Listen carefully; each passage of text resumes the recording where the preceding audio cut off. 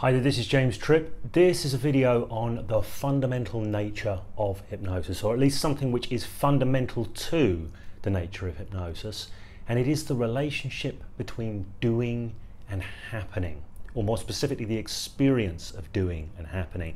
Now I want to say that this video, the content of this video relates to all hypnosis across the board, but it also specifically relates to self-hypnosis, and that's the reason I'm making this video right now, because yesterday I recorded a video, put it up to YouTube, talking about the foundation of self-hypnosis, and I got the following question. Let me just read this to you.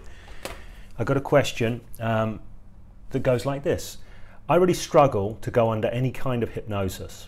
I went to see 2 hypnotherapists and I wasn't even close to going under. I've attempted it myself many times but can't seem to get into that trance-like state. I'm wondering if my brain just isn't wired up for it. I've watched films and momentarily got absorbed and heard other hypnotists say that this is a kind of hypnosis, but I really don't think that it is. Okay, so that's an interesting question. There's a lot revealed about the reality tunnel, the trance, so to speak, that question is coming from. Number one, at the end of it, it says, I really don't think that is. So I know the person that asked this question has got a very specific idea about what hypnosis is. They are checking their experience against this specific idea of what it is to see if they're in it or not, under it or not. And this is a classic way that people can keep themselves out of hypnosis, is to have an ideal form, even though they haven't experienced it. They think they know what it must be like, and they compare the reality of hypnosis with it. I want to say right now that hypnosis doesn't feel like anything. There is no common neurological fingerprint to all hypnotic phenomena and all hypnotic experiences. The only thing hypnosis feels like is whatever hypnotic experience you are experiencing at the time. So there is no signature feeling to hypnosis as such, apart from one thing, and I'm going to come back to that in a moment. The other thing that's revealed in this question is this idea of going under hypnosis. Going under hypnosis. There is no under hypnosis. Hypnosis is not a thing that you can be under. I've shared my definition of hypnosis many times in many other places. I shall do so one more time here. Hypnosis is the use of language and communication to direct attention, lead cognition, and seed ideas for the purpose of leading people into an altered perception of reality. So what we have there is a process-based definition. What we're actually doing is we are working with the cognitive faculties to shape and create experience that those cognitive faculties are there to create and shape. So there is no under hypnosis. And what I'm going to guess is that the person who has asked this question is engaged in a classic wait and see strategy. So they've got an idea about what hypnosis is. They sit and listen to the hypnotist and they wait to see what happens. Now, this is an interesting thing. This video, I want to keep this short, so I'm not going to get into a lot of references or science stuff, but there's been a rich body of research into hypnosis conducted for a long time now, across the last sort of 50 odd years, maybe even more depending on how you want to measure it. And one of the things that seems to be apparent is there are particular cognitive strategies that good hypnotic subjects employ. They may not be consciously employing them, they may just naturalistically tend to do things that way, tend to approach it that way. But what it is that good hypnotic subjects, in formal hypnosis tend to do is proactively engage in the process. They use their mental faculties proactively in creating and shaping the suggested experiences. And one of the things that's been highlighted to be almost the kiss of death for hypnosis is the wait and see. The sit back, take a sort of dissociated position from it and go, well, I think I know what hypnosis is like and I'm going to see if it's happening to me yet. So the way this could be formulated is hypnosis is not really a happening, it's a doing. It's not a thing that happens to you, it's a thing that you proactively do. But the interesting thing is, the thing that makes it hypnotic is that the doing is experienced as a happening.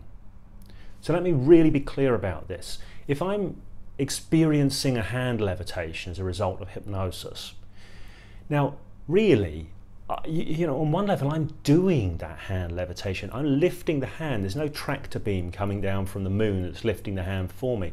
The muscles, the neurology, it's all firing off to lift the hand. You see, I am, as an organism, am lifting the hand. It is a doing. It is a proactive, engaged act. But if it feels like I'm just consciously lifting my hand, it's not hypnotic. It feels like an act of conscious volition. But yet the same firing patterns are taking place. There's a difference somewhere up here in the brain in the higher functions, but on the activity level, the same thing is going on, whether I'm doing it or whether I'm experiencing it as happening.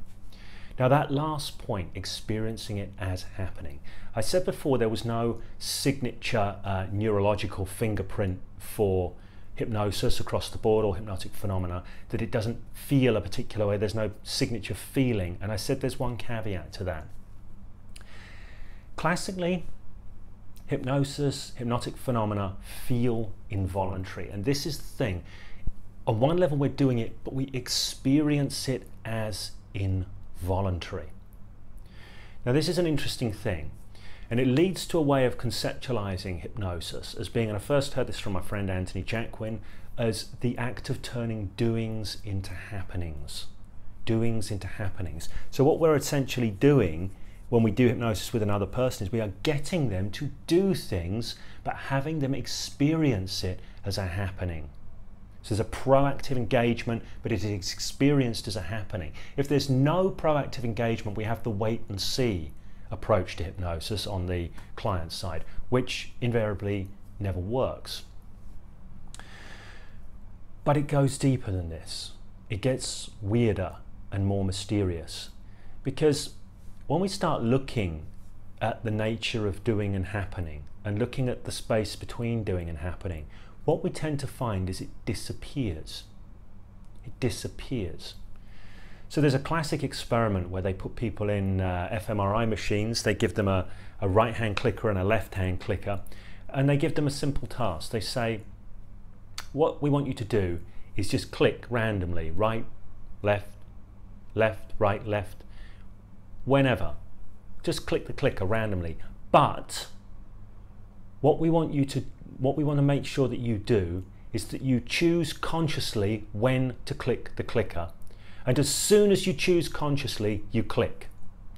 So in a sense, they'd be going right, left.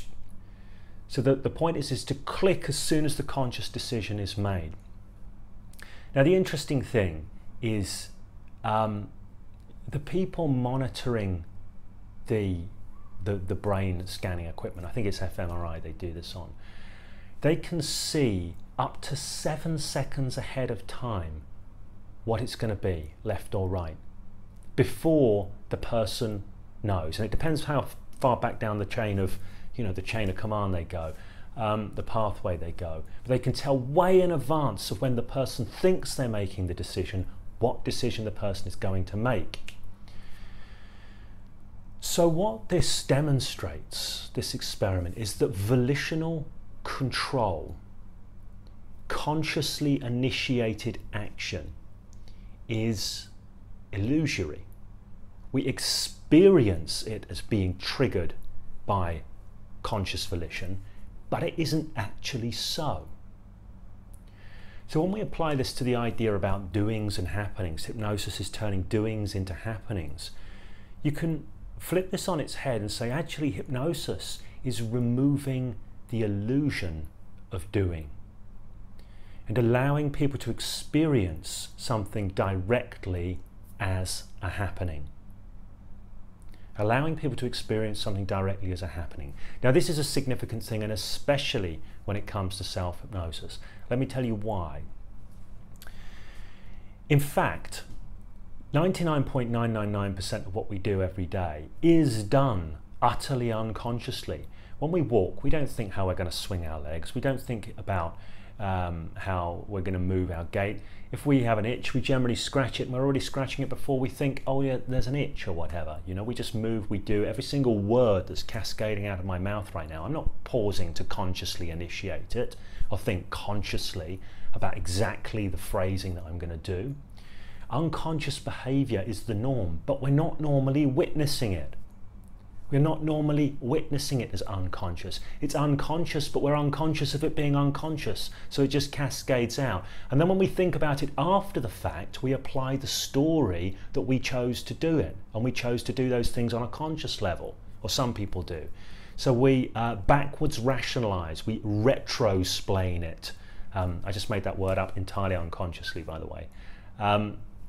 We make sense of it after the fact, okay? Because it doesn't fit into our conceptual systems that we could do all these things all the time entirely outside of consciousness. And again, our witnessing of it is unconscious. So what's happening with hypnosis? Now, as soon as we start to witness with consciousness, this is the thing, we start to think that we are acting with consciousness. We think we're acting with consciousness. So what's happening with hypnosis and self-hypnosis is we're allowing the unconscious happening nature of things to happen and be witnessed consciously. And be witnessed consciously. Now this can create quite a trick when it comes to, some people do it very easily, for some people do it very naturally. So with regard to our question asking if their brain is wired different, brains are not hardwired, they are neuroplastic. So if your brain is wired in such a way as to habitually assume conscious volition to the acts rather than be able to witness consciously an unconscious unfolding, that's because you haven't practiced it. That's because you haven't allowed yourself to do it. So when it comes to self-hypnosis, one of the real skills is to be able to step back and sit back, is to facilitate an unconscious happening, to nudge it with consciousness but allow the unconscious processing to take over while you witness it consciously, right?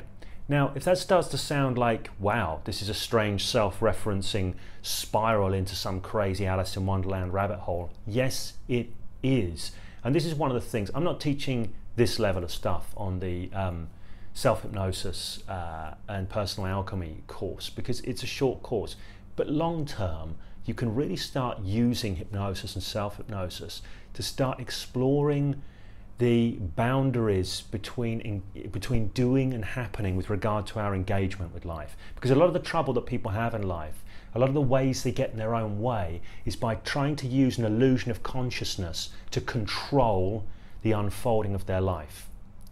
And when you stop trying to use the illusion of consciousness to control the unfolding, but you allow consciousness to participate in that unfolding, life transforms massively. Okay, I hope this video has been useful for you. I'm aware that some people will watch this and go, what the absolute... But there's some really cool stuff in here. I know it's opening up a rabbit hole, but if it's a rabbit hole that you are interested and willing to explore, there is a lot of rich experience and a lot of possibility, pragmatic, real-world possibilities to be drawn from this. Thanks for watching.